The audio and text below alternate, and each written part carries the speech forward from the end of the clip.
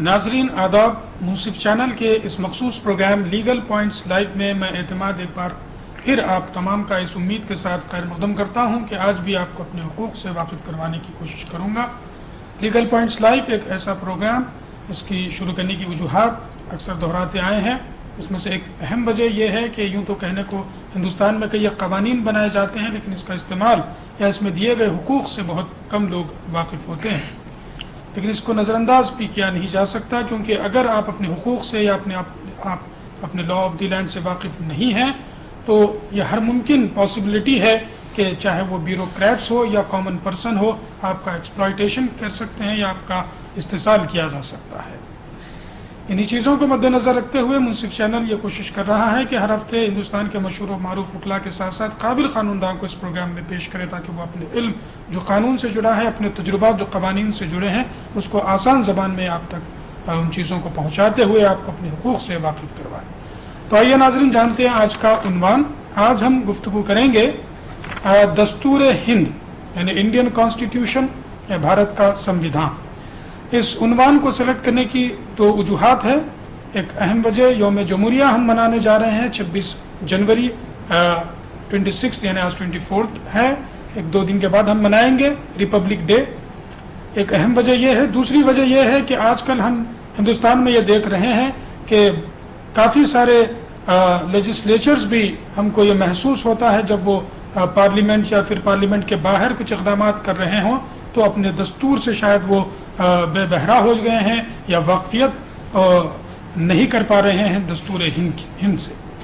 چاؤس کا معاملہ پھیلا ہوا ہے۔ بہرحال انڈین کانسٹیٹیوشن جو بنایا گیا ہے، اس کو کیوں بنایا گیا، اس میں کیا چیزیں ہیں، اہم چیز جو فنڈامنٹل رائٹس ڈالے گئے ہیں، ان تمام نکات پر آج ہم گفتگو کرنے کی کوشش کریں گے۔ اور اس عنوان پر گفتگو کرنے کے لیے آج ہم نے اپنے اسٹوڈیو میں ایک ایسے قانون داں کو مدعو کیا ہے جو خاص کر منصف کے ناظرین کے لیے کوئی نیا چہرہ نہیں ہے۔ آپ کا تعلق ایک تعلیم یافتہ روشن خیال گھرانے کے ساتھ ساتھ ایک قانون داں گھرانے سے بھی ہے۔ میں بات کر رہا ہوں جناب وسیم احمد خان ایڈوکیٹ صاحب کی، جو گزشتہ تقریباً 3 دہائیوں سے حیدرآباد آندھرا پردیش ہائی کورٹ میں پریکٹس کرنے کے ساتھ ساتھ دوسرے حیدرآباد کے کورٹس میں بھی پریکٹس کرتے آ رہے ہیں۔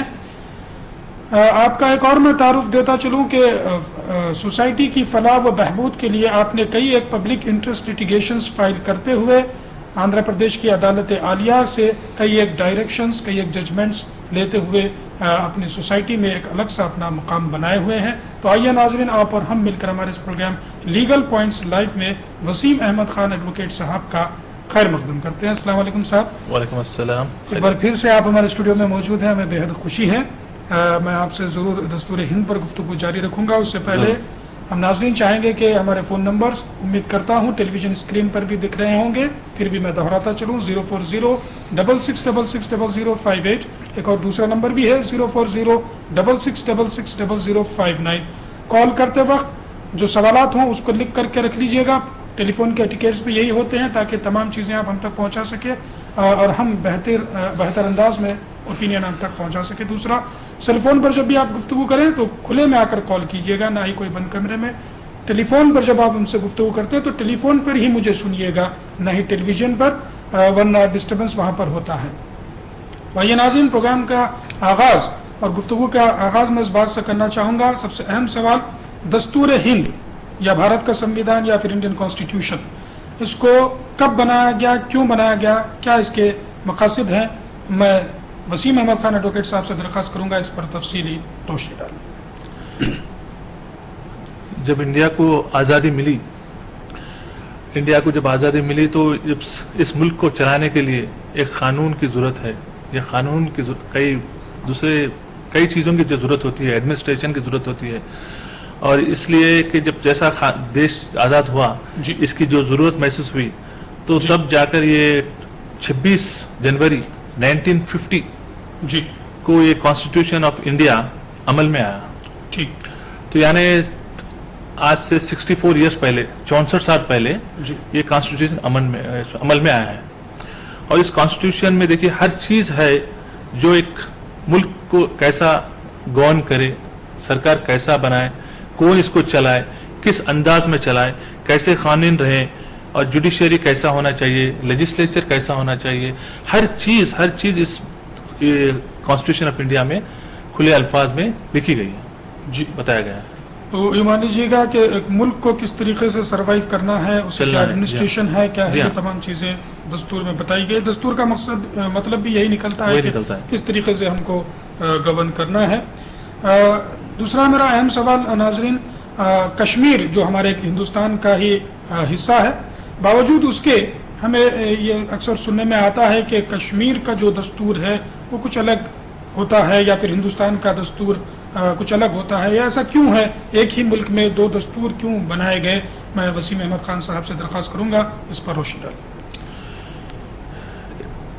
جب آزاد ہوا انڈیا, جی ایسے بعض حصے تھے انڈیا کے جو پاکستان کے قبضے میں چلے گئے. ہندوستان کے حصے پاکستان آکوپائی کر لیا, اور تھوڑے حصے ایسے ہیں جو پاکستان جو آکوپائی کیا وہ چائنا کے فیور میں ریلیز کر دیا. جی اور بعض حصے ایسے تھے جو چائنا بھی اللیگلی آکوپائی کر لیا. تو یعنی انڈین میپ کے حساب سے جو حصے انڈیا میں آنا چاہیے, تھوڑے حصے جو ہے اللیگلی پاکستان آکوپائی کر لیا, تھوڑے حصے چائنا آکوپائی کر لیا. تو لہٰذا اس کے اوپر تھوڑی بہت ڈسپیوٹ چلتے آ رہے ہیں جب سے ابھی تک. جی اور جب کبھی بھی کوئی بھی قانون بنتا ہے تو جو قانون جو ہے, کشمیر جو ہے انڈیا کا حصہ ہی ہے, انڈیا کے میپ میں ہے, اور کشمیر اپنی کنٹری کا ایک حصہ ہے.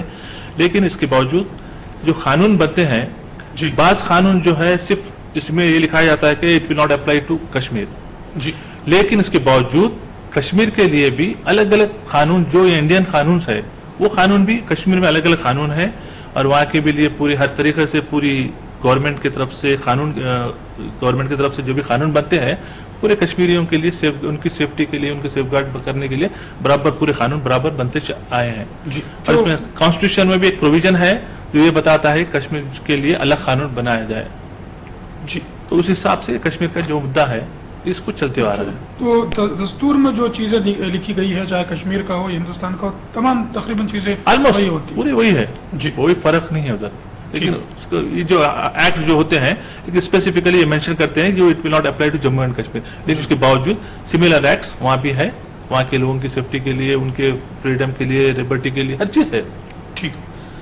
کوئی رائٹ چیز ہے. ایک دوسرا سوال, یہ سوال تو ایسا ہے کہ بہت سارے لوگ اس سے واقف ہیں, دوسری طرف بہت سارے لوگ اس سے واقف بھی نہیں ہیں کہ ہندوستان کا جو دستور ہے اس کا دوسرے ہندوستان کے جو قوانین بنائے جاتے ہیں اس میں کیا فرق ہوتا ہے, دستور ہند کا اور ہندوستان کے دوسرے جو قوانین ہیں اس میں کیا فرق ہوتا ہے؟ دیکھیے, یہ تو کانسٹیٹیوشن آف انڈیا جو ہے اس میں تو ہر چیز بتائی گئی ہے. جی لیکن اس کے باوجود دیکھو انڈیا میں جو اسٹیٹس بنے ہیں, جی کئی جو اسٹیٹس ہے 28 اسٹیٹس ہے آج, جی ہر اسٹیٹ کو چلانے کے لیے وہاں کی گورنمنٹ اپنے حساب سے جی قانون بناتی ہے. جی معذرت خواہ سے میں آپ کو روکتے ہوئے کالر کو شامل کر لیتا ہوں, پھر اس پر ہم گفتگو کریں گے. ہلو جی, آپ کا نام اور شہر کا نام بتائیے پلیز. میرا نام میں گوا سے بول رہا ہوں. جی اقبال صاحب کہاں سے بول رہے ہیں؟ گوا سے بول رہا ہوں. گوا سے. جی میرا سوال یہ ہے, جی ابھی دیکھو مال جو باندھ رہے ہیں نا جی بڑے بڑے, تو وہ کیا ہے, جو کھیتی پہلے جو تھے تو اس پہ باندھتے, اور وہاں پہ کیا واٹر ٹیبل جو لیول رہتا تھا گراؤنڈ لیول میں جو پانی, جی جی اور وہ لوگ پانی پمپ سے بہت نکال کے پھینک کر, مہینہ بھر تک وہ ختم نہیں ہو جاتا ہے. جی جی اس کے جو نیچرل اسپرنگس رہتے ہیں نا وہ ڈسٹروائے کرتے ہیں. تو اس کے لیے ہمارا قانون کچھ ہے یا کوئی مطلب ایسا لیگل پوائنٹ جس کے لیے ہم کچھ آگے بڑھ کے کچھ یہ کر دیتے, جیسے ابھی پانی کے لیے بولتے ہیں نا سیو لائف واٹر. جی جی میں سمجھ گیا ہوں, آپ انوائرنمنٹ سے متعلق.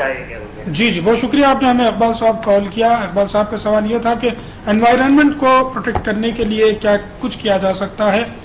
یہ چیز ہے, میں جیسا پروگرام کے شروعات میں عرض کر چکا ہوں, وسیم احمد خان صاحب نے کئی ایک پبلک انٹرسٹ لیٹیگیشن اسی قسم سے فائل کرتے ہوئے جہاں پہ انوائرنمنٹ کو پروٹیکشن کی بات کی گئی ہے. اس پر میں ضرور صاحب کو تکلیف دوں گا. اس سے پہلے ہم گفتگو کر رہے تھے کہ ہندوستان کے دستور اور ہندوستان میں بنائے جانے والے قوانین میں کیا فرق ہوتا ہے؟ بعض ایسے سبجیکٹس ہیں جو اسٹیٹ گورنمنٹ کے ہوتے ہیں اور یونین گورنمنٹ کے بھی ہوتے ہیں. جی. بعض کامن سبجیکٹس ہوتے ہیں, یونین گورنمنٹ کے لیے بھی سیم ہوتے ہیں, اسٹیٹ کے لیے بھی سیم ہوتے ہیں. جب کبھی بھی کوئی اسٹیٹ گورنمنٹ کو یہ محسوس ہوتا ہے کہ اپنے اسٹیٹ کے لیے کچھ سپریٹ قانون بنائے, تب یہ لوگ اپنا ایک سپریٹ انیکٹمنٹ یا ایکٹ بناتے ہیں, قانون بناتے ہیں. جی. اور بعض قانون ایسے ہوتے ہیں جو یونین گورنمنٹ کی طرف سے ہوتے ہیں, وہ بہت یونین گورنمنٹ میں بھی چلتے ہیں اور اسٹیٹ گورنمنٹ پہ بھی چلتے ہیں, جی. جیسے جنرل ایکٹس ہوتے ہیں. اور اس کے علاوہ جو قانون بنتے ہیں, بعض ایکٹس جو ہوتے ہیں, دیکھیے اگر سینٹرل گورنمنٹ کو کچھ قانون بنانا ہے تو اس کا پارلیمنٹ سے بنتے ہیں. جب پارلیمنٹ مل کے ووٹ, جو جتنے بھی ایم پیز ہیں وہاں بیٹھ کے ووٹ ڈالتے ہیں, کوئی قانون بنتا ہے تو وہاں سے اس کے بعد پریزیڈنٹ کو بھی آتے ہیں, تو سینٹرل گورنمنٹ پارلیمنٹ سے تھوڑے قانون بناتی ہے. بس بعض قانون ایسے ہیں بھی ہے جو اسٹیٹ گورنمنٹ بناتی ہے, جہاں پہ اسمبلی میں جتنے بھی ایم ایل ایز ہوتے ہیں یہ مل کے قانون بناتے ہیں, پھر اس کے بعد یہ بل بنتی ہے, اس کے بعد ایکٹ بنتا ہے. یہ سب پروسیجر ہیں. جب کبھی بھی کوئی اسٹیٹ گورنمنٹ یا کوئی چیز محسوس ہوتی ہے اسٹیٹ گورنمنٹ کو چلانے کے لیے یہ قانون کی ضرورت ہے, تو اس سب پہ ایک قانون بنتے ہیں. تو لیکن سب قانون جو ہوتے ہیں this should be in consonance with the constitution of India. دستور کو مد نظر رکھتے ہوئے یہ قوانین بنائے جاتے ہیں. صدر قانون جو ہے ہمارے ہندوستان کا وہ دستور ہوگا, اس کے تحت پھر دوسرے قوانین بنائے جاتے ہیں. تو ناظرین, دستور ہند کا اور قوانین کا جو ہے ہم ڈفرینس نہیں بتا سکتے. دستور ہند تو ایک دستور ہی ہے. اگر گورنمنٹس کو کسی چیز, گورنمنٹ سوسائٹی کے لیے کوئی فلاح و بہبود کا کام کرتی ہے یا پھر اس کے پروٹیکشن تحفظ کے لیے کچھ کام کرتی ہے, تو دونوں وقت اس کو کسی قانون کے تحت ہی وہ چیز وہ کر پاتی ہے. اور ان قوانین کو بنانے کے لیے دستور کا سہارا لیا جاتا ہے, یعنی دستور کو مد نظر ہی رکھتے ہوئے ان قوانین کو بنایا جاتا ہے. اقبال صاحب نے گوا سے کال کیا تھا. میں وسیم صاحب سے درخواست کروں گا کہ بہت ساری جو ایگریکلچرل لینڈ ہے وہاں پر مالز بنا دیے جاتے ہیں, ڈیولپمنٹ کا معاملہ بھی ایک وہاں پر ہوتا ہے, تو اس سے انوائرنمنٹ کو اثر پڑ رہا ہے. ان چیزوں پر آپ کس طریقے سے دیکھتے ہیں, آپ کا کیا اوپینین ہوگا اس پر, آپ برائے مہربانی روشنی ڈالیں. دیکھیے, بعض کیا آلموسٹ ہر اسٹیٹ میں, ہر شہر میں, ہر میونسپلٹی میں ایک ایسا قانون ہے, یہ بتاتا ہے کہ کون سا ایریا ریزیڈینشیل زون میں ہونا چاہیے, کون سا ایریا جو ہے کمرشل زون میں ہونا چاہیے, کون سا ریکریشن زون میں ہونا چاہیے. یہ ہر زونس آلریڈی بن چکے ہیں. اگر کوئی شخص ایگریکلچر لینڈ پہ کوئی کمرشل مال بناتا ہے تو پہلے دیکھیے ان کو یہ لینا چاہیے کہ پہلے ایگریکلچر سے نان ایگریکلچر کنورٹ کرانا چاہیے. اس کا ایک پروسیجر ہوتا ہے جی, اور یہ سب پروسیجر یہ سب کمپلائی کرے بعد میں, جبکہ ان کو پرمیشن کی اجازت ملتی ہے.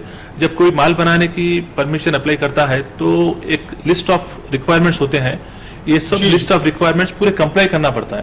جب پورے لسٹ کمپلائی ہوتے ہیں ان کے, تو تبھی ان کو جا کے پرمیشن ملتا ہے. ٹھیک. تو ہر چیز کے لیے ہے. اگر کوئی آدمی انلیگلی ایگریکلچر لینڈ پہ کمرشل ایکٹیویٹیز کر رہا ہے جی, تو میونسپلٹی کو پورا اختیار ہے, گورنمنٹ کو پورا اختیار ہے ان کے کام کو روک سکے, پھر ان کو نوٹس دے سکے, اور کوئی آدمی اس سے افیکٹڈ ہے تو وہ بھی کمپلین کر سکتا ہے. جی, مزید ہم اس پر گفتگو جاری رکھیں گے. ایک کالر کو شامل کر لیتا ہوں. اس سے پہلے ہیلو. السلام علیکم. وعلیکم السلام. آپ کا نام؟ میرا نام سید اسرار احمد, میں کرناٹک اور گلبرگہ. جی فرمائیے سر, سوال بتائیے. جی, اب معاملہ یہ ہے جی کہ جی سوال بتائیے. جی سوال بتائیے. جی الیکشن کے وقت ہے نا, لوگ جو وعدہ کرتے ہیں, جی اب جب جیسے کہ اب 1 روپے کلو چاول, ٹھیک ہے, اور کئی جگہ پہ لیپ ٹاپ وغیرہ کئی چیزیں رہتے ہیں. جی جی, بعد میں کیا ہوتا, کوئی ہمارے پاس یہ نہیں ہے, بجٹ نہیں ہے, ٹھیک ہے, اس طرح کرتے. تو یہ قانونی کوئی چیز ہے جو بنانا چاہیے. بہت اچھا سوال ہے آپ کا. جی بہت الیکشن کے بعد, جی جی, الیکشن کے بعد 2 سال کے بعد یہ کہتے ہیں کہ بھائی ہمارے پاس بجٹ نہیں ہے. صحیح صحیح. تو لہٰذا وہ جب بھی بجٹ کا معاملہ آیا تو الیکشن سے پہلے کر دینا چاہیے کہ بھائی ہمارے پاس بجٹ نہیں ہے, آپ یہ کام نہیں کرتے. جی جی, بہت شکریہ ابرار صاحب, آپ نے ہمیں کال کیا. ضرور ہم اس پر گفتگو کریں گے. اقبال صاحب نے ہمیں اس سے پہلے گوا سے کال کیا تھا. ان کا یہ سوال تھا کہ انوائرنمنٹ کا تحفظ کیسا کیا جانا چاہیے. وسیم صاحب نے بتایا کہ اگر کوئی کامن شخص ایگریکلچر لینڈ کو انلیگل یوز کر رہا ہو تو پھر میونسپل یا پھر जो भी वहाँ के मुकामी अथॉरिटीज़ होते हैं उसको इख्तियार है। लेकिन बाज़ औक़ात ऐसा देखा जाता है कि गवर्नमेंट खुद बाज़ प्रोटेक्टेड एरियाज़ को, जहाँ पर फॉरेस्ट प्रोटेक्टेड एरियाज़ है या फिर और भी कुछ ऐसे एरियाज़ होते हैं जहाँ वहाँ पर तहफ़्फ़ुज़ किया जाना चाहिए लैंड को, अगर गवर्नमेंट कहीं कोई भी स्टेट की इस किस्म से इलीगल एक्टिविटीज़ करती है तो इन हालात में कॉमन शख्स क्या कर सकता है ये एनवायरनमेंट को प्रोटेक्ट करने के लिए? जी वसीम साहब। हर शख्स को, हर सिटीजन को ये राइट है कि अगर कोई भी इलीगैलिटी हो रही है, अगर कोई भी काम कानून के हिसाब से नहीं हो रहा है, जी। अगर कोई मनमानी कर रहा है या कोई गवर्नमेंट ऑफिशियल से कोल्यूड होके कुछ इलीगली काम कर रहा है, तो हर शहरी को एक इख्तियार है इसके खिलाफ आवाज़ उठाएं या कोई कंप्लेन करे या कोई कोर्ट में जाके कुछ केस डालें। जी। अगर कोर्ट में जाते हैं, कुछ केस डालते हैं या पब्लिक इंटरेस्ट लिटिगेशन डालते हैं, तो आपको पूरी तरीके से ये बताना चाहिए कि किस तरीके से काम गलत अंदाज में हो रहा है, कैसा होना था और कैसा नहीं हो रहा है। आपको थोड़ी बहुत मेहनत करना है, थोड़ी बहुत डॉक्यूमेंट्स प्रोक्योर करना है। आजकल आरटीआई एक्ट जो निकला है इसके तहत तो हर एक को ये फायदा हो रहा है कि अगर आपको कोई सी भी डॉक्यूमेंट्स की जरूरत है, कुछ भी डॉक्यूमेंट्स की जरूरत है, तो आप फौरन एक एप्लीकेशन दीजिए, आपको पूरी इन्फॉर्मेशन आपको मिल जाती है। उसके बेसिस पे अगर आपके पास टाइम है और आप सही भी अगर पब्लिक स्पिरिटेड आदमी है, वाकई आप सोसाइटी के लिए कुछ करना चाह रहे तो यू आर वेलकम, आप जा सकते हैं, कोर्ट में जाइए, कुछ केस डालिए, कुछ करिए। जी। तो बहरहाल हुकूमतों के खिलाफ अगर हुकूमत गलत काम करती है, कार्रवाई करती है, तो फिर उसका तमाम चीज़ें मटेरियल जमा करके रिट पिटिशन की सूरत में रिट पिटिशन डालिए, हाई कोर्ट में जाइए, जी। पब्लिक इंटरेस्ट डालिए, जी। उससे आपको पूरा काम भी उनका रुक सकता है, पूरी लीगैलिटीज एक्सपोज हो सकते हैं। जी।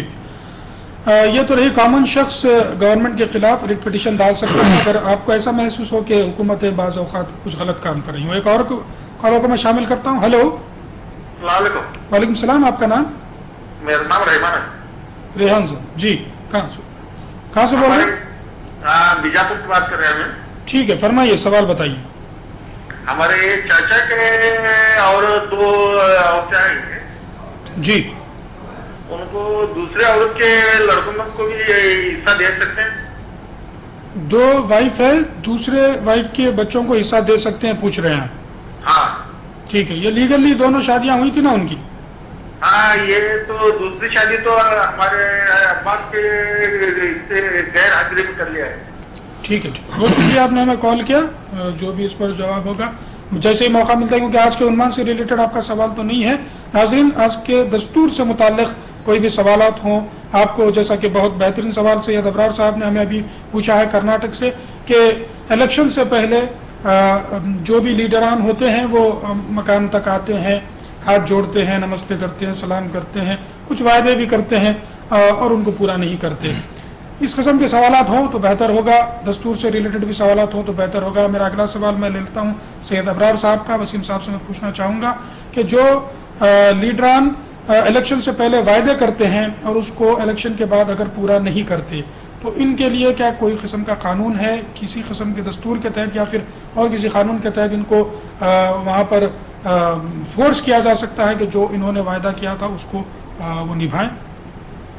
जी सर। इलेक्शन मैनिफेस्टो जो होता है उनकी एक बाज़ाब्ता एक ब्रोचर के जैसे बनाते हैं, हर पार्टी का एक मैनिफेस्टो होता है। अगर मैनिफेस्टो में कई किस्म के प्रोमिसेस होते हैं, हम ये करेंगे वो करेंगे, अगर कोई चीज़ मैनिफेस्टो में क्लियरली मेंशन की गई है कि आप हमें वोट डालीजिए, हमारे पार्टी को जिताइए तो हम आपको हेल्प करेंगे, ये चीज़ें करेंगे, ये वादे करेंगे, अगर मैनिफेस्टो में लिखने के बाद अगर वो इलेक्शन में जीते बाद में अगर आप वो काम नहीं कर रहे तो आप पूरी तरीके से पूछ सकते हो लोगों को। जी। जैसा आप लिख के मैनिफेस्टो में जो दिए थे, जो प्रॉमिस थी आपकी, आप उसको क्यों फुलफिल नहीं कर रहे, तो एक किस्म से आप उनको पूछ सकते। अगर कोई शख्स आके मुंह जबानी मैं ये करूंगा वो करूंगा बोला तो वो तो आप समझ भी सकते हैं, उसका कोई एक्शन भी नहीं होता है।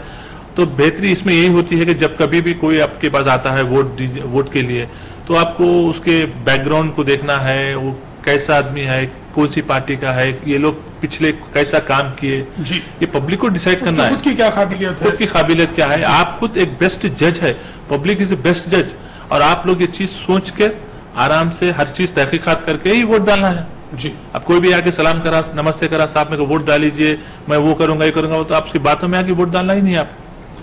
तो ये इसमें क्या है, थोड़ी बहुत सोच होना चाहिए, थोड़ी हर शहरी को یہ دیکھنا ہے کہ یہ کیا یہ شخص جو آ رہا ہے واقعی اپنے سوسائٹی کے لیے کچھ کریں گا یا ہمارے لیے کچھ کریں گا. اگر کرنے کی کیپیسٹی ہے نہیں ہے, قابلیت ہے نہیں ہے, یا پچھلے الیکشن میں بھی انہوں بہت کچھ بولے پھر کچھ وعدے نہیں کرے پھر آ رہے 5 سال کے بعد, تو آپ کے اوپر ہے یہ سب. جو آپ کو جج کرنا ہے کس کو ووٹ ڈالنا ہے, کون سے شخص کو ڈالنا ہے, پوری آزادی آپ کو ہے. کوئی آپ کے پاس پابندی نہیں ہے, کوئی آپ کو مجبور نہیں کر سکتا, کوئی آپ کو اصرار نہیں کر سکتا. تو لہٰذا جب کبھی بھی آپ کسی کو ووٹ ڈالتے ہیں تو سوچ سمجھ کے ووٹ ڈالیے, اس کی قابلیت کو اپریشیٹ کریے. جی, کل بھی میں نے عرض کیا تھا کہ ہندوستان کے ایک مشہور اداکار عامر خان ہیں, ان کا پرسوں ہی ہم نے ایک بیان پڑھا تھا کہ اگر آپ کسی کو بھی نوٹ لے کر کے ووٹ ڈالو گے تو ان فیوچر میں یہ ہر ممکن پاسبلٹی ہے کہ وہ نوٹ لے کر کے آپ کو بیچ دے گا. اس چیز کو ضرور دھیان میں رکھیے گا, بار بار اس چیز کو دہرانے کی بھی ضرورت ہے, میڈیا کے تھرو ان چیزوں کو لانے کی ضرورت ہے. اس اسٹیٹمنٹ کو عامر خان کے ضرور یاد رکھیے گا, کہیں آپ کا سودا نہ ہو جائے الیکشنز کے بعد. بیجاپور سے صاحب نے کال کیا تھا, ریحان صاحب نے, ان کے چچا کی 2 بیگمیں ہیں, موضوع سے ریلیٹڈ تو نہیں ہے پھر بھی مختصر سا جواب دے دے. دونوں بیگموں کے بچوں کو کیا پراپرٹی میں حصہ مل سکتا ہے؟ اگر مسلم ہے جی 2 نہیں 4 تک اجازت ہے. اگر 4 بھی بیویاں ہیں ان کا انتقال ہو گیا تو پورے 4 کو ملتا ہے, 4 کے بچوں کو ملتا ہے. تو لہٰذا شریعت کے حساب سے ان کو 2 بیویاں ہیں تو پورے دونوں بیویوں کو اور ان کے بچوں کو پوروں کو برابر حصہ ملتا ہے. ناظرین, اب وقت ہو چلا ہے ایک چھوٹے سے بریک کا. تو خواتین و حضرات, ایک ہی درخواست, آپ کہیں جائیے گا مت, ہم حاضر ہوتے ہیں اس چھوٹے سے بریک کے بعد.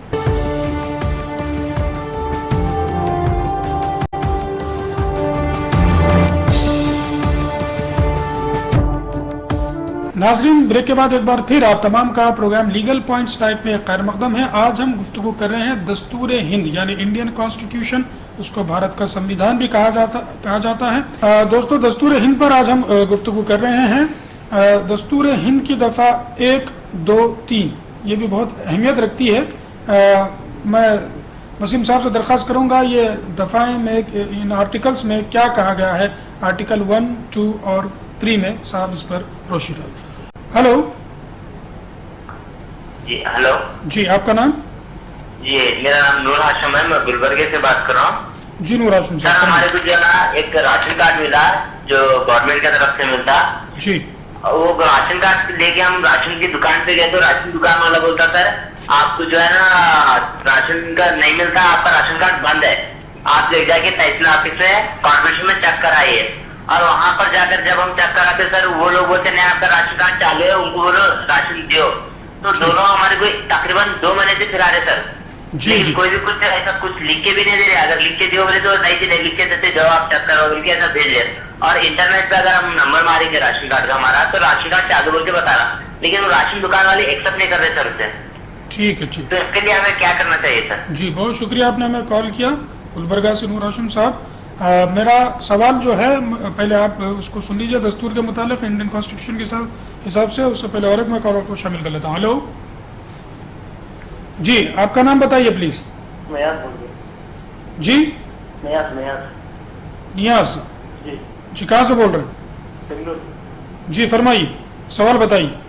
جی, ہمیں آرسی کے بارے میں بات چیت کرنا تھا. فرمائیے. جی بتائیے سوال. ہلو جی جی جی, سوال بتائیے. جی, ہمارے پراپرٹی ہے جی, وہ پراپرٹی میں ہمارے 5 بہن ہیں, 2 بھائی ہیں. ٹھیک ہے. جی, اور ہمارے والدہ ہیں. جی جی, ان کی باری میں کیسا تقسیم کرنا اس کے بارے میں. آپ کی والدہ بھی ہیں؟ جی جی. ٹھیک. والد نہیں ہیں. والد صاحب کا انتقال ہوا, والد صاحب کے نام پر پراپرٹی ہے؟ جی جی, نہیں, دادا کے نام کی پراپرٹی ہے. دادا کے نام پر پراپرٹی ہے. جی جی. ٹھیک ہے. دادا آپ کے ابھی باقاعدہ حیات ہیں؟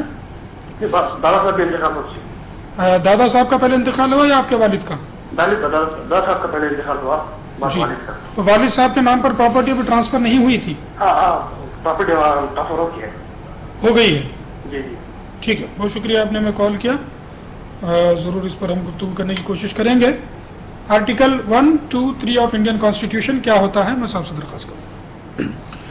1, 2, 3 یہ دیکھیے فارمیشن آف نیو اسٹیٹس اور ٹیریٹریز اور alteration of areas of the status.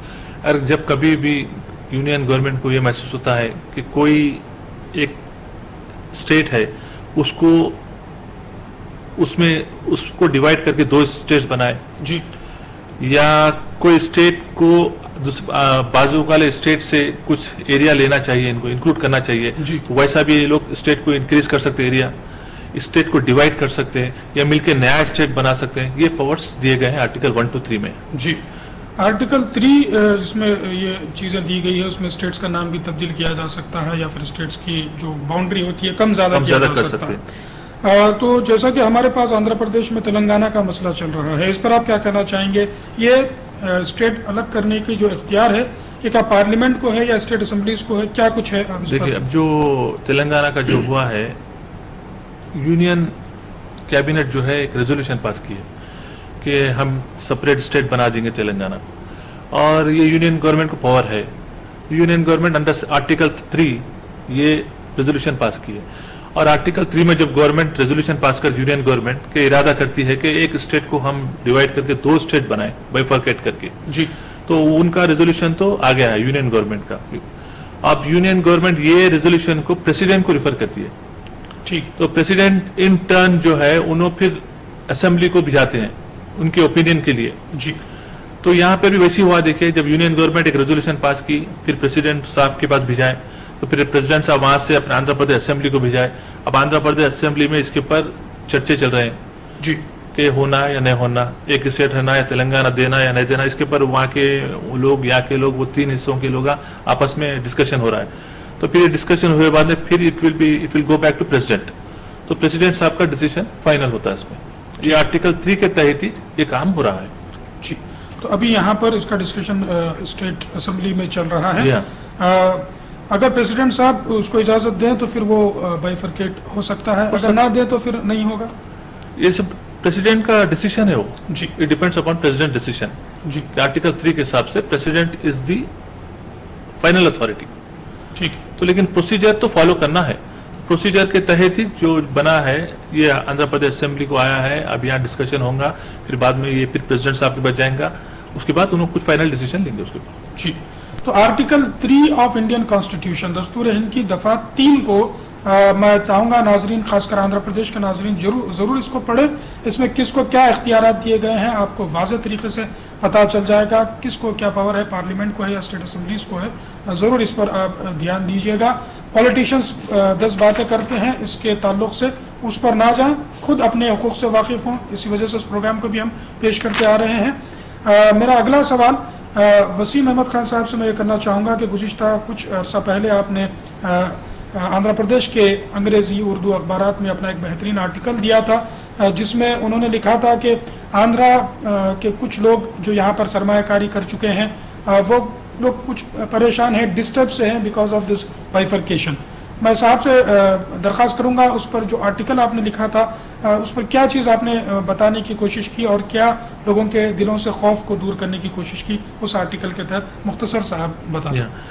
जो आर्टिकल जो मैं लिखा था उसका नाम था आंध्रा और तेलंगाना, जी, citizens need not panic. Andhra रहने दीजिए या तेलंगाना बन दीजिए, शहरियों को तो परेशान होने की जरूरत नहीं है। देखिए, ये जब से ये तेलंगाना इशू रेज हुआ है, कई लोग को ये नहीं मालूम है अगर तेलंगाना बनता है तो आंध्रा वालों की क्या पोजीशन क्या रहेंगे उनकी। अब देखिए, हैदराबाद में या तेलंगाना में कई लोग आंध्रा से कई सालों से यहाँ रह रहे हो लोग, जी, जी, प्रॉपर्टीज बनाए हैं, इन्वेस्टमेंट करे हैं, सब है। लेकिन बाज लोग ये बोल रहे हैं कि तेलंगाना जैसा बनता है भाई आप लोग आंध्रा को चले जाना पड़ता है, ये सब हवाई बातें हैं। ठीक। तो लोग इसमें जरा कंफ्यूज थे।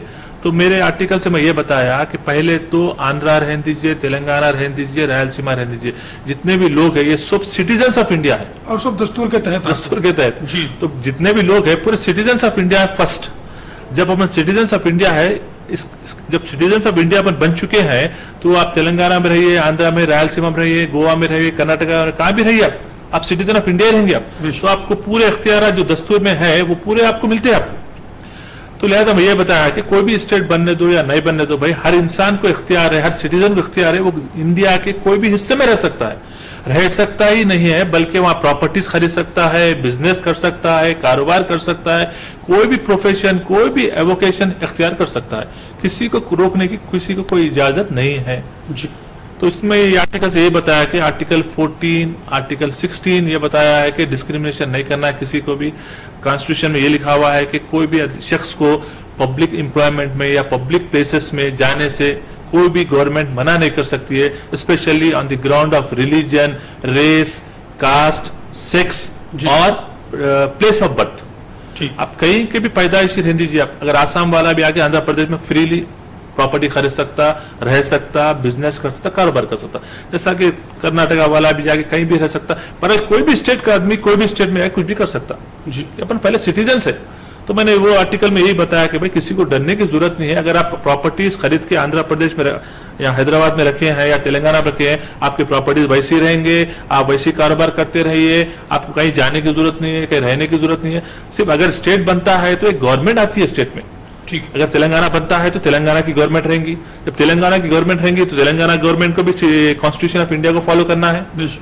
تو ہر گورنمنٹ کو کانسٹیٹیوشن فالو کرنا ہے. جب ہر گورنمنٹ کو کانسٹیٹیوشن فالو کرنا ہے تو ہر گورنمنٹ کو اپنے شہریوں کی حفاظت کرنا ہے, ان کے حقوق دینا ہے, ان کے جو فنڈامنٹل رائٹس جو گارنٹیڈ انڈر کانسٹیٹیوشن میں وہ تو کوئی چھین نہیں سکتے جی, اس کو کرٹیل نہیں کر سکتے, کوئی وائلیٹ نہیں کر سکتے.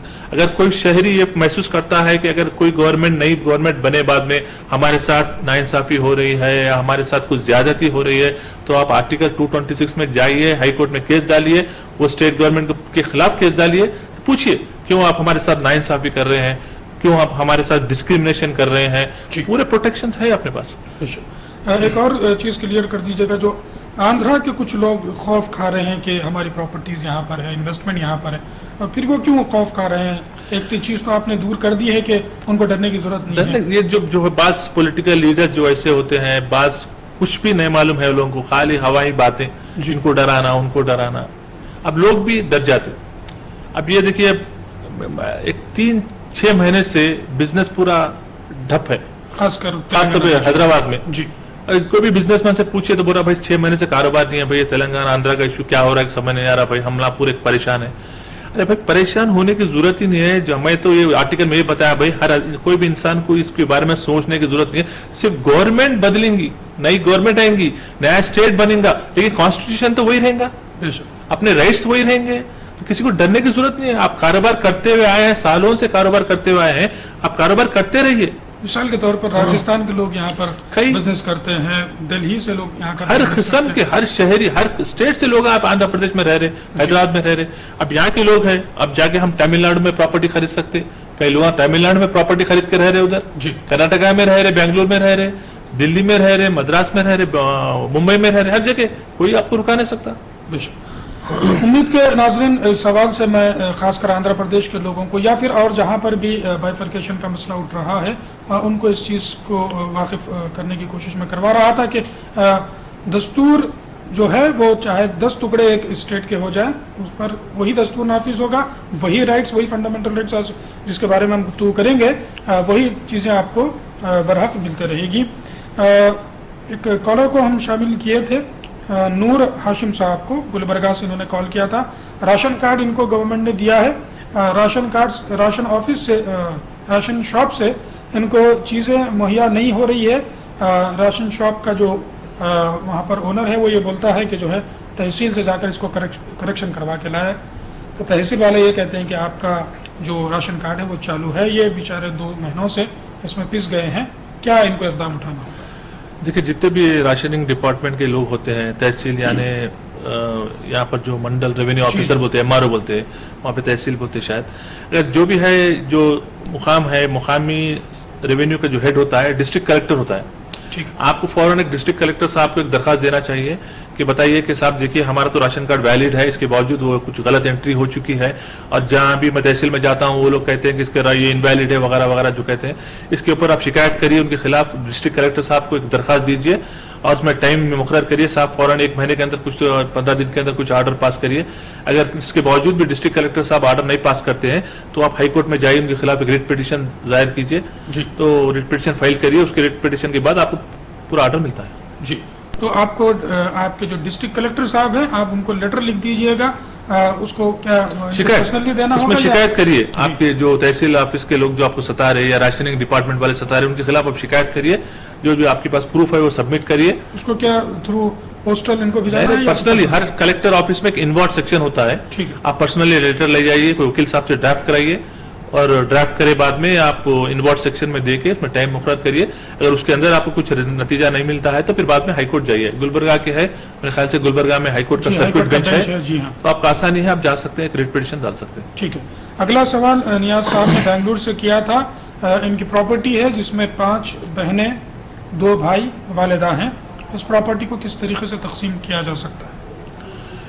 दादा की प्रॉपर्टी है, उनका कहना है कि वालिद साहब के नाम पे भी मुंतकिल हो गई है। अगर दादा को अगर एक ही बेटा था, अगर वालिद साहब इनके एक ही बेटे हैं तो तब इन लोगों को पूरों को मिल सकता है। अगर दादा के दूसरे भी अगर बेटे थे, फिर प्रॉपर्टी पूरों को डिवाइड करना चाहिए, कोर्ट में जाके पार्टीशन सूट डालना चाहिए। अगर एक ही बेटे थे इनका भी इंतकाल होगा तो इनके बीवी और बच्चे जो भी है ये आपस में पार्टीशन डीड बना ले सकते हैं। ठीक है। और पार्टीशन डीड बना के जिसको क्या एरिया कौन से क्या क्या हिस्सा किसको मिल रहा है वो उसमें प्लान में ड्रा कर लीजिए, उसको डिवाइड कर लीजिए। वैलिड डॉक्यूमेंट रहता है आपको, या आप इसके बेसिस पे आप आगे फरोख्त भी कर सकते हैं, एंजॉय कर सकते हैं, कुछ भी कर सकते हैं। जी। तो जैसा कि इनकी वालिदा जिंदा है तो उनको 1/8 शेयर मिल जाएगा, और उसके बाद 5 बहनें और 2 भाई हैं तो इसके 9 हिस्से कर लेने होंगे इन लोगों को, और 9 हिस्सों को आप तकसीम कर लीजिएगा। वालिदा को पूरी प्रॉपर्टी में से 1/8 हिस्सा आप डिवाइड कर लीजिएगा, 1/8 को उतना हिस्सा निकाल करके 5 बहनें 2 भाई, 2 भाइयों के 4 हिस्से हो जाएंगे और 5 बहनों के 5 हिस्से। उस प्रॉपर्टी को 1 लाख रुपए अगर मान लीजिए आपके पास है तो उसको 9 हिस्सों में तकसीम कर ले और फिर भाइयों को 2-2 हिस्सा दे दे, बहनों को 1-1 हिस्सा दे दे। उम्मीद करता हूँ समझ में आ गया होगा। खुदा ना खासा समझ में ना आया हो तो इस प्रोग्राम का रीटेलीकास्ट होता है, उसमें फिर एक बार मुझे आप सुन लीजिएगा। दस्तूर हिंद की आर्टिकल 3 पर हम गुफ्तगू कर रहे थे कि पार्लियामेंट को इख्तियार है, यूनियन गवर्नमेंट को इख्तियार है कि स्टेट को उस स्टेट के बाउंड्रीज को कम या ज़्यादा वो कर सकते हैं, उनको इख्तियार दिया गया है। अगला सवाल जो अहम सवाल मैं करना चाह रहा हूँ आर्टिकल 13 से रिलेटेड, कुछ हम देखते हैं क़वानीन जो ब्रिटिश दौर के बने हुए हैं और हिंदुस्तान की आज़ादी के बाद भी यहाँ पर क़वानीन बनाए जाते हैं। आर्टिकल 13 इन चीज़ों से कैसे रिलेटेड है मैं इस पर गुफ्तगू करूँगा। उससे पहले कॉलर को शामिल कर लेता हूँ। हेलो जी, आपका नाम? हेलो। वालेकुम सलाम, आपका नाम बताइए प्लीज। जी, मेरा नाम मसूद बिन मोहसिन है। मसूद बिन मोहसिन साहब कहाँ से बोल रहे हैं? निजामाबाद से बोल रहा हूँ। जी फरमाइए, सवाल बताइए। सब मेरा सवाल ये है कि मैं हमारे गैस को आधार लिंक कराया था जी, तब आधार लिंक कराया हुआ सब्सिडी डायरेक्ट बैंक अकाउंट में जमा होती बोल के बोले थे मुझे। जी जी। तब नवंबर के महीने में 1 सिलेंडर लिया। ठीक है, मतलब आपको जो सब्सिडी है वो आपके अकाउंट में नहीं आ रही है? हाँ साहब, नवंबर और दिसंबर में 2 सिलेंडर ले लिया, अभी तक सब्सिडी नहीं आई। फिर मुझे और 1 सिलेंडर की फिर जरूरत है ये महीने में।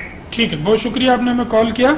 हमने गुज़िश्ता 2-3 हफ्तों से कंज्यूमर प्रोटेक्शन एक्ट पर गुफ्तगू की थी, उसमें भी इस चीज़ के बारे में हमने डिस्कस किया था। फिर भी जैसे ही मौका मिल जाए मैं ज़रूर इस पर गुफ्तगू करने की कोशिश करूँगा। आर्टिकल 13 दस्तूर हिंद की दफ़ा 13 के तहत जो क़वानीन हिंदुस्तान के आज़ादी से पहले बनाए गए और हिंदुस्तान की आज़ादी के बाद जो क़वानीन बनाए गए हैं उन क़वानीन से आर्टिकल 13 का क्या लेना देना है, मैं वसीम साहब से दरख्वास्त करूँगा इस पर रोशनी डालें। देखिए, जब इंडिया आज़ाद हुआ उससे पहले तो ब्रिटिश गवर्नमेंट इंडिया को रूल कर रही थी। जब ब्रिटिश गवर्नमेंट रूल कर रही थी उनके पास भी कई किस्म के क़ानून थे उनके पास। अब ऑलमोस्ट जितने क़ानून हैं वो पूरे पुराने ज़माने के क़ानून हैं। अब ले लीजिए लैंड एक्विजिशन एक्ट, ये भी बहुत पुराना 100 साल से पेशतर और बहुत पुराना कानून है। ट्रांसफर ऑफ प्रॉपर्टी एक्ट, ये सब पुराने कानून है जी। तो जब इंडिया आज़ाद हुआ, जब कॉन्स्टिट्यूशन बना तो एक आर्टिकल 13 इसमें इंसर्ट किया गया जी कॉन्स्टिट्यूशन में। इसमें आर्टिकल 13 में ये बताया गया है अगर कॉन्स्टिट्यूशन बनने के बाद अगर पुराने कानूनों में अगर ऐसा कोई सेक्शन, ऐसी कोई चीज है जो प्रेजेंट कॉन्स्टिट्यूशन के हिसाब से सिटीजन के फंडामेंटल राइट्स के साथ टकराती है, इसको कुछ इफेक्ट करती है, तो वो कानूनों को, वो हिस्से ऑफ द कानूनों को उसको रिपील कर देना चाहिए, वाइड कर देना चाहिए। ठीक। तो any law, any act which is inconsistent और इन डिरोगेशन ऑफ द फंडामेंटल राइट्स, ठीक, तो उसको वाइड कर दिया गया। تو اب اپنے دستور کے حساب سے اپنی گورنمنٹ اپنے حساب سے اپنے سٹیزن کو کیا ہونا گورنمنٹ سے بہتر کسی کو نہیں معلوم ہے. گورنمنٹ اپنے سٹیزن کی بہتری کے لیے یہ کانسٹیٹیوشن آف انڈیا بنائی.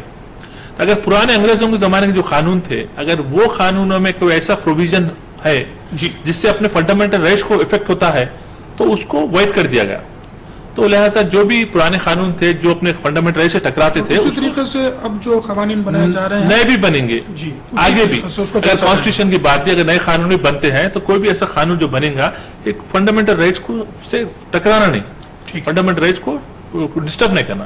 تو ویسے نئے قانون بھی بن سکتے ہیں. اس پہ آرٹیکل 13 ایک چیک ہے کانسٹیٹیوشن میں. ٹھیک دوستوں, بہت اہم سوال میں نے کیا تھا. بہت سارے لوگوں کو تقریباً ہندوستان کے بہت سارے لوگوں کو یہ شکوہ اور گلہ ہوتا ہے کہ ہم انگریزوں کے بنائے ہوئے قوانین پر جو ہے آج تک چلتے آ رہے ہیں, کیوں ہم نے اپنے قوانین نہیں بنائے. تو صاحب نے بہتر انداز میں بتایا ہے کہ جو قوانین انگریز ہی کیوں نہ ہو بنائے ہوں اس کو ہم نے آرٹیکل 13 کے تحت جانچ لیا ہے کہ وہ قوانین ہندوستان میں آج نافذ ہو سکتے ہیں یا نہیں ہو سکتے. اس قوانین میں کچھ ایسے سیکشنز تھے, پروویژنز تھے جو ہندوستان کے دستور سے ٹکرا رہے تھے, ان کو ہم نے ریپیل کر دیا. کبھی آپ اگر کسی قانون کا مطالعہ کریں تو آپ کو بظاہر وہاں پہ نظر آ جائے گا کہ بعض سیکشنز کو ریپیل کر دیا گیا ہے. تو اس کو آرٹیکل 13 کے مد نظر رکھتے ہی اس کو پرکھا جاتا ہے. دستور کے تحت ہی یہ قوانین ہیں, اس لیے ہم آج 100 سال کے بعد بھی انہی قوانین پر چل رہے ہیں. میرا اگلا سوال لینے سے پہلے میں کالر کو شامل کر لوں. ہلو, آپ کا نام بتائیے گا پلیز. السلام علیکم. وعلیکم السلام. میں شیخ محمد عبد الرحیم بات کر رہا ہوں. جی, کہاں سے بول رہے ہیں صاحب؟ میں یہاں سے سکندرآباد سے بول رہا ہوں. جی فرمائیے. ہمارے ذاتی جائیداد تھی جی, اور میرے پانچ چچایا 3 پھپھوا. جی 5 چچایا 3 پھپھوا اور ایک میرے والد صاحب تھے. ٹھیک ہے. ان میں جو ہے سو اورل پارٹیشن آلریڈی ہو چکا تھا. ٹھیک ہے. اس کے بعد جو ہے سو میرے والد صاحب کا انتقال ہو گیا. جی, والد صاحب کے انتقال کے بعد جو ہے سو وہ پراپرٹی ہمارے کو آ گئی. جو چچا میرے چچا ایک لیے, ہم ایک لے لیے پراپرٹی. جی جی پارٹیشن میں. ٹھیک تو ہے. اورل پارٹیشن ہو گیا تھا, وہ ہم لے لیے تھے. لے لیے بعد سے وہ لوگ جو ہے سو ہمارے کو حصہ نہیں ملا, وہ نہیں ملا بول کے جو ہے سو میرے اوپر وہ کر رہے. ٹھیک ہے. اور ہم بہن بھائیوں میں جو ہے سو فیملی سیٹلمنٹ ڈیل بنا لی ہم لوگ. جی جی بنا لیے بعد جو ہے سو اب دوسرے دن جو ہے سو ہمارے چچے نے بھائی بیچ میں اٹھ کے نہیں ہمارے کو حصہ نہیں ملا, وہ نہیں ملا بول کے بول رہے. اس کے اوپر اب رائے ہے. ٹھیک ہے, بہت شکریہ آپ نے ہمیں کال کیا. دستور سے متعلق تو آپ کا سوال نہیں ہے, پھر بھی میں کوشش کروں گا جیسے وقت مل جائے اس پر ہم گفتگو کریں گے. مسعود بن محسن صاحب نے نظام آباد سے کال کیا تھا. آدھار کارڈ کو جو سلنڈرز ہے, گیس سلنڈرز, اس کے ڈسٹریبیوشن سے اس کو جوڑ دیا گیا ہے. اکاؤنٹ کا معاملہ بینک اکاؤنٹ سے اس کو جوڑ دیا گیا تاکہ آپ کی جو سبسڈی ہے وہ بینک اکاؤنٹ میں ٹرانسفر ہو جائے. بہت سارے لوگوں کو شکایت ہے کہ یہ پیسہ جو ہے وہ ٹرانسفر اکاؤنٹس میں نہیں ہو پا رہا ہے. ان حالات میں سٹیزنز کیا کر سکتے ہیں؟ جو بھی اس کی جو اتھارٹی ہے کنسرٹ ڈپارٹمنٹ ہے وہاں پر شکایت درج کر دی ہے. ٹھیک ہے. کئی شکایتیں آ رہے ہیں کہ آدھار کارڈ نمبر دینے کے باوجود بھی سبسڈی بینک سے ڈیڈکٹ ہو رہی ہے. یہ ابھی میرے خیال سے جو کام چل رہا ہے ابھی انکمپلیٹ ہے, یہ پروسیس میں ہے ابھی. جی جی تو کوئی نہ کچھ فلاز ہے اور لیکوناز ہے ان کے پروسیجر میں. اور شکایت کریے, لکھ کے دیجئے, وہاں کمپلین کریے. جی, اس کے بعد کوئی ایکشن ہوتا ہے, اگر وہ جب بھی کوئی ایکشن نہیں ہوا تو پھر آپ ہائی کورٹ بھی جا سکتے ہیں, اس کے خلاف ریٹ پیٹیشن داخل کر سکتے ہیں. میں جو ہمارے پروگرامز ریپیٹ ہوتے ہیں 11:30 سے 12:30 بجے روزانہ, اس میں ہم کنزیومر پروٹیکشن ایکٹ کو بھی ہم ریپیٹ کر رہے ہیں. اس میں بھی دیکھیے گا کنزیومر فورم میں کس طریقے سے اس مدعے کو اٹھایا جا سکتا ہے. وہاں پر بھی کچھ نہیں ہوا تو فسیم صاحب نے فرمایا ریٹ پیٹیشن ڈالا جا سکتا ہے. ایک کالر کو میں شامل کرتا ہوں. Hello hello. ہاں جی, السلام علیکم. وعلیکم السلام. جی, سوال بتائیے, آپ کا نام بتا دیں پہلے. محمد اقبال. جی اقبال صاحب, کہاں سے بول رہے ہیں؟ میں جے پور راجستھان سے بول رہا ہوں. جی فرمائیے. یہ آپ کون سا بول رہے ہیں؟ جی جی, میں اعتماد بول رہا ہوں. فرمائیے, آپ کا سوال جو ہے پروگرام میں ٹیلی کاسٹ ہو رہا ہے. فرمائیے سوال. ہلو. جی اقبال صاحب, سوال بتائیے گا پلیز. غالباً کال ڈراپ ہو گئی ہے. شیخ عبدالرحیم صاحب نے سکندرآباد سے کال کیا تھا. ان کے 5 چچائے ہیں, ان کے والد صاحب کو ملا کے 6 بیٹے اور 3 بیٹیاں ہیں. پراپرٹی ڈیوائڈ ہو گئی تھی, لیکن پھر اب ان کے ایک چچا اس میں جو ہے کچھ لٹیگیشن کریٹ کر رہے ہیں. کیا کر سکتے ہیں؟ اگر پراپرٹی ڈیوائڈ ہو چکی ہے یا اورل پارٹیشن ہو چکا ہے یا فیملی سیٹلمنٹ ہو چکا ہے, تو اس میں یہ دیکھنا ہے کہ یہ اورل پارٹیشن یا فیملی سیٹلمنٹ عمل میں آیا ہے یا نہیں. جی, خالی کہنے سے نہیں ہوتا ہے, عمل میں آنا ہے, ایکٹ اپون کرنا ہے. اگر واقعی یہ اورل پارٹیشن ایکٹ اپون ہو گیا ہے اور جس کو بھی جو 2 بھائیوں کو جو ملی ہے پراپرٹی, یہ فزیکل پوزیشن میں رہ رہے ہیں اس میں جی, ایز اونر, ایکسکلوسیو اونر, تب دوسرے جو چچا لوگ ہیں ان کے جو کلیم کر رہے ہیں تو ان کو کوئی رائٹ نہیں بنتا ہے اس پراپرٹی میں. جی. اور جب کبھی بھی دیکھیے جب ماتر کا پراپرٹی ہوتی ہے, باپ دادا کی پراپرٹی ہوتی ہے, جب ان کا انتقال ہوتا ہے تو فوراً امیڈیٹلی لیگل ایکشن لینا چاہیے اگر پراپرٹی نہیں ملی تو بعض جگہ یہ بھی دیکھا گیا کہ 20 سال 30 سال ہو جاتے ہیں, 40 سال ہو جاتے ہیں, لوگ کوئی ایکشن ہی نہیں لیتے. جی. تو اس میں اگر جو ادر اونرس ہے, جو ادر کو شیئرس ہے, اگر وہ پراپرٹی میں بیٹھ کے اورل پارٹیشن کے حساب سے پوری پراپرٹی انجوائے کر رہے ہیں, جی, تو ان کو وہ لوگوں کو تو پورا اختیار مل گیا ہے پراپرٹی کے اوپر. اور جو کلیم کرنا ہے ان کو, اگر انہوں یہ سوچتے ہیں کہ ہمارا بھی حصہ ہے, تو ان کو کورٹ کو جانا چاہیے. ٹھیک ہے. پراپرٹی سے ریلیٹڈ ہم کبھی کوئی پروگرام کریں تو اس پر آپ ضرور کال کر لیجیے گا اور ہم اس پر ڈسکس ضرور کریں گے. میں چاہ رہا ہوں زیادہ سے زیادہ آج دستور کے بارے میں آپ لوگوں کو پتہ چلے, تو میں مزید اس پر گفتگو نہ کرتے ہوئے دستور پر آ جاتا ہوں. آرٹیکل 13 کی ہم نے ابھی گفتگو کی تھی. آرٹیکل 14 رائٹ ٹو ایکویلٹی کے بارے میں بتاتا ہے. میں صاحب سے درخواست کروں گا اس پر آپ بتائیں کہ آرٹیکل 14 آف انڈین کانسٹیٹیوشن کیا کہتا ہے. Right to equality before law, simple چیز ہے. دیکھیے یہاں پہ ہر شہری ایک ہے. اسٹیٹ کو یہ اختیار نہیں ہے کہ عورتوں کے ساتھ الگ انصاف کرے, جینٹس کے ساتھ الگ انصاف کرے, جی, کالے کے ساتھ, گورے کے ساتھ, امیر کے ساتھ, غریب کے ساتھ, وہ نہیں ہے. ہر ایک کو ایکویلی ٹریٹ کرنا ہے. ٹھیک. تو ہر آدمی ایک سٹیزن ہے, ہر شہری ایک سٹیزن ہے, اور جتنے بھی آپ کو فنڈامنٹل رائٹس ہیں کانسٹیٹیوشن کے تحت وہ آپ کو پورے آپ انجوائے کر سکتے ہیں. اگر آپ کو کچھ رائٹس دینے میں اگر کوئی گورنمنٹ, کوئی اسٹیٹ, کوئی آفیسر اور آپ کو کچھ آپ کے رائٹس کو آپ کو انجوائے کرنے سے رکاتا ہے, تو آپ کورٹ کو جا سکتے ہیں, آپ پوچھ سکتے ہیں کہ ہمارے کو پورا ایکویلٹی کا اختیار ہے, یہ ہمارے ساتھ انیکویلٹی ہو رہی ہے. ٹھیک. آرٹیکل 14 رائٹ ٹو ایکویلٹی کے بارے میں بتاتا ہے. تمام لوگ قانون کی نظر میں ایک ہی ہیں, چاہے وہ کانسٹیبل ہو یا پھر پرائم منسٹر آف انڈیا ہو یا پریسیڈنٹ ہو. ایک کالر کو میں شامل کرتا ہوں. ہیلو ہیلو ہلو, السلام علیکم. وعلیکم السلام. آپ کا نام؟ میرا نام ہے ڈاکٹر پرویز احمد. ڈاکٹر پرویز صاحب کہاں سے بول رہے ہیں؟ میں اننت ناگ سے بول رہا ہوں سر. فرمائیے سر. سر ہمارے وہ آدھار کارڈ بنے ہیں لیکن ابھی پہنچے نہیں ہے. 4 دن پہلے ہمارا میسج آئی ہمارے موبائل میں, لیکن وہ پہنچے نہیں ہے ابھی. ٹھیک ہے. جہاں پر آپ نے آدھار کارڈ بنانے کے لیے درخواست دی تھی وہ لوگ کیا کہتے ہیں؟ ابھی ہم نے معلوم نہیں کیا ہے کیونکہ میں ایکچولی کلگام ڈسٹرکٹ سے تعلق رکھتا ہوں. ٹھیک ہے. تو لیکن میں آج یہاں پر رہ رہا ہوں اننت ناگ میں. ٹھیک ہے, چلیے بہت شکریہ آپ نے ہمیں کال کیا.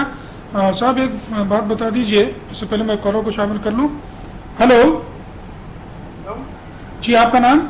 میرا نام محمد رحمت خان ورنگل سے. جی فرمائیے. تو مجھے یہ معلوم کرنا ہے کہ جب پیرنٹس زندہ ہے جب ہم لوگ حق پوچھ سکتے کہ عورت بچی کا, پیرنٹس اگر زندہ ہوں تو عورت بچی کا حق ٹھیک ہے. کس سے؟ آپ پیرنٹس سے پوچھنا چاہتے ہیں؟ پیرنٹس سے. جی جی, اس میں ذرا یہ لیگل پوچھ سکتے ہیں نا, یہ انلیگل ہے کیا؟ آپ تو اس کے بعد ہی اپنا حصہ پوچھ سکتے ہیں. ٹھیک ہے. اور ایک رہی بات, جی جی, اور ایک میری چچیری بہن ہے جی, وہ فزیکل ہینڈیکیپڈ ہے. جی, تو جب ان کے ماں باپ زندہ تھے تو وہ بچی کے لیے وہ گھر صاف کر دیے تھے. یہ فزیکل ہینڈیکیپڈ ہے, یہ گھر ان کے کیا بولتے دہیج میں دے کے ان کو شادی کرو کے بول دیے. اور دونوں کا ماں باپ کا انتقال ہو گیا. جی, یہ لوگ کیا کر رہے ہیں, باقی ان کے میرے چچے ابھی باقی جو ان کے جو معذور ہے ان کے بہنا, وہ گھر میں ہمارا بھی حصہ ہے بول کے وہ لوگ اب بیچ میں آ رہے ہیں. ٹھیک ہے. کسی قسم کی لکھا پڑھی نہیں ہوئی تھی فزیکلی؟ لکھا پڑھی نہیں ہوئی تھی, خالی بات یہ دیے تھے. کتنے سال سے قابض ہے یہ فزیکلی ہینڈی کیپ جو ہے وہاں پر؟ نہیں by birth physical handicap ہے نا. کتنے سال سے وہاں پر رہتی ہیں؟ نہیں وہ گھر تو کیا بولتے ورنگل میں ہے, اس کو کرائے پہ دے رہے ہیں.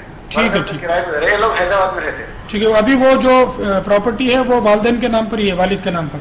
हाँ, वालिद के नाम पे है। ठीक तो दोनों का वाला और वालिद साहब का ये था कि बात ये है कि ये माजूर को दे देंगे, शादी कर दो बोल के। तो ठीक अब है। ये लोग ऐसा होने नहीं दे रहे। इसको क्या ठीक है, करना है? इनको और कितने भाई बहने हैं?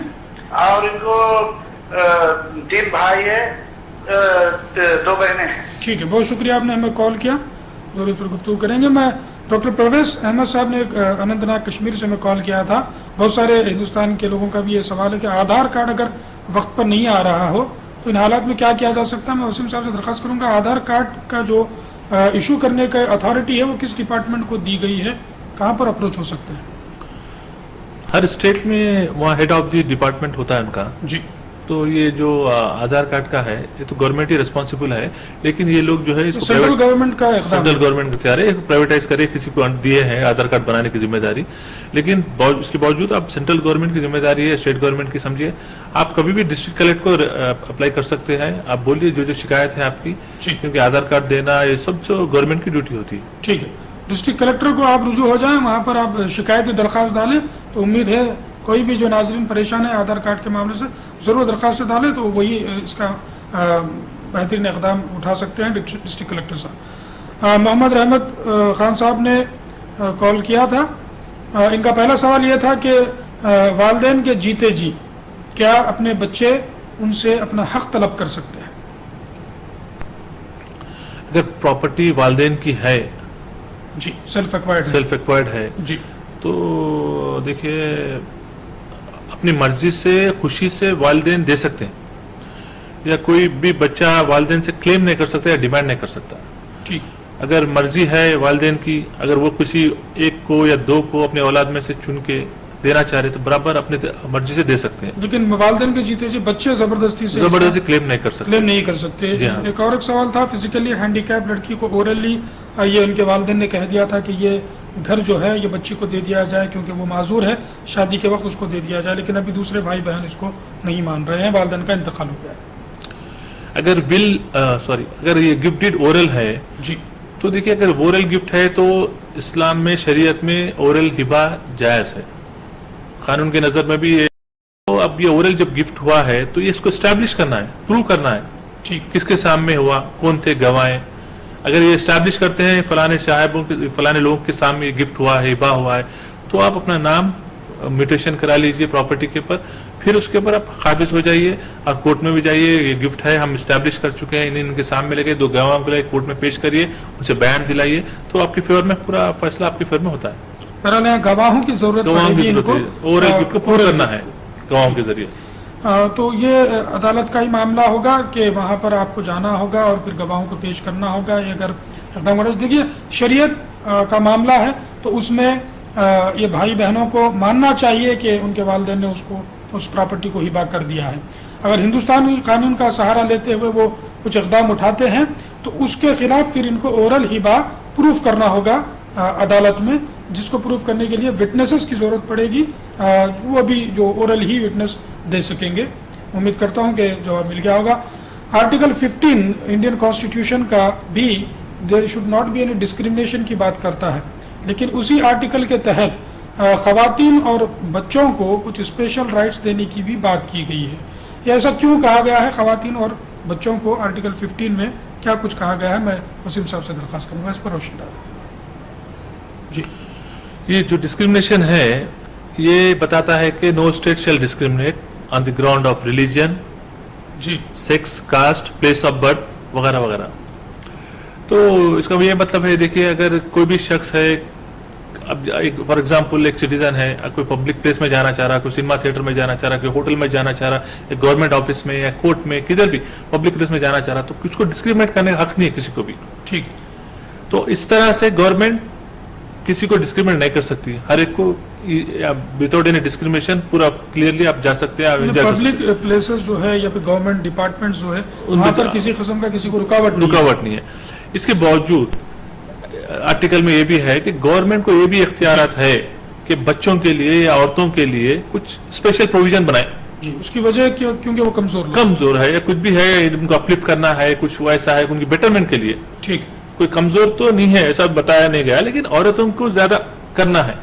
बस बैकवर्ड एरियाज रहते हैं जहाँ पे औरतों अनएजुकेटेड लोग रहते हैं, वो लोग बेचारे परेशान रहते हैं गुर्बत के वजह से या और कोई लिटरेसी की वजह से, तो वैसे लोगों को उनको प्रमोट करना है, इनकरेज करना है, अपलिफ्ट करना है, ये गवर्नमेंट की जिम्मेदारी होती है। तो उस चीज को मद्देनजर रखते हुए ये प्रोविजन दिया गया है। प्रोविजन रखे गए हैं। एक कॉलर को मैं शामिल करता हूँ। हेलो। हेलो, अस्सलाम वालेकुम। वालेकुम सलाम, आपका नाम? जी, मेरा नाम बच्ची करीम नगर। जी, कहाँ से बोल रहे हैं? जी, करीम नगर। जी, फरमाइए, सवाल जल्दी से बताएं। जी सर, ये दस्तूर का उर्दू में इसका दस्तूर का कुछ मिल सकते क्या सर? उर्दू में, इंग्लिश में, तेलुगु में अवेलेबल है ना? ठीक है, बहुत शुक्रिया। इसके अलावा और कोई सवाल? जी नहीं। बहुत शुक्रिया, आपने मैं कॉल किया। दस्तूर हिंद की किताब जो आपको है वो क्या हिंदी, अंग्रेजी, तेलुगु में भी मिल सकती है? हाँ, मिलती जी मिलती। बिल्कुल। आप लीगल लॉ के बुक्स जहाँ पर भी मिलते हो, आप चूँकि करीम नगर से ताल्लुक़ रखते हैं तो वहाँ पे जो अदालत आपकी होगी वहाँ उसके सामने ज़रूर आपको लॉ बुक्स के शॉप्स मिल जाएंगे, वहाँ पर आप पूछ लीजिएगा। उर्दू में अगर ना मिलती हो तो फिर वो दिल्ली वगैरह से मंगा के आपको, बहरहाल हैदराबाद या दिल्ली से आपको मंगा के दे देंगे। दस्तूर हिंद आपको हिंदी में भी मिल जाएगी, अंग्रेज़ी में भी मिल जाएगी, तेलुगु में भी मिल जाएगी और उर्दू में भी ज़रूर आपको मिल जाएगी। और तमाम नाज़रीन ज़रूर दस्तूर हिंद तो ज़रूर अपनी घरों में रखिएगा और उसको ज़रूर पढ़ने की कोशिश कीजिएगा। आपके हुकूक से फंडामेंटल राइट्स जो स्पेशली हैं आर्टिकल 12 से लेकर आर्टिकल 35 तक। मैं चाह रहा था कि इन तमाम चीज़ों पर गुफ्तगू करें, लेकिन मुझे वक्त इसकी इजाज़त नहीं दे रहा है कि मैं इन तमाम चीज़ों को कवर कर पाऊँ। लेकिन मैं अगर वसीम साहब को अगले जुमे को अगर मौका मिलता है तो मैं उनसे दरख्वास्त कर लूँगा कि फिर एक बार इस प्रोग्राम में आए और बकाया जो फंडामेंटल राइट्स हमारे दिए गए हैं, आर्टिकल 16 है जिसमें रिजर्वेशन के बारे में कहा गया है, रिजर्वेशन क्यों दिया जाता है, क्या आज के दौर में रिजर्वेशन की ज़रूरत है या नहीं है, इस पर भी हम ज़रूर डिस्कस करेंगे। 19 आर्टिकल के तहत बहुत सारे फ्रीडम्स हमको दिए गए हैं, स्पीच है, एक्सप्रेशन है, कहीं भी सेटल हो सकते हैं। आर्टिकल 21 जो हिंदू दस्तूर का एक अहम आर्टिकल माना जाता है, आर्टिकल 21, वहाँ पर माइनॉरिटीज़ को किस किस्म के राइट्स दिए गए हैं, ये तमाम चीज़ों पर हम कोशिश करेंगे कि अगले जुम्मे को वसीम अहमद खान साहब को अगर मौका मिलता है, वक्त मिल जाता है तो हम उनको फिर से मदऊ करेंगे और इस प्रोग्राम में डिस्कस करने की कोशिश करेंगे। अब मुझ पर वाजिब है कि वसीम साहब का मैं आप तमाम नाज़रीन की तरफ से और लीगल पॉइंट्स लाइव की पूरी टीम की तरफ से मैं शुक्रिया अदा करूँ। बहुत बहुत शुक्रिया साहब, आप हमारे स्टूडियो में आए। मैं अगर वक्त मिल जाता है तो अगले जुमे भी आप मौका दीजिएगा। दोस्तों, अगले जुमेरात को हम गुफ्तगू करेंगे गिरफ्तारी और ज़मानतों पर, यानी अरेस्ट एंड बेल्स पर गुफ्तगू करेंगे। और जुमे के रोज़ हम कोशिश करेंगे कि दस्तूर हिंद को आर्टिकल्स 16 से छूट गए हैं, आर्टिकल 16 से आर्टिकल 32 तक मैं ज़रूर कवर करने की कोशिश करूँगा। तब तक के लिए लीगल पॉइंट्स लाइव की पूरी टीम को एतमाद के साथ इजाज़त दीजिए। अल्लाह हाफ़िज़।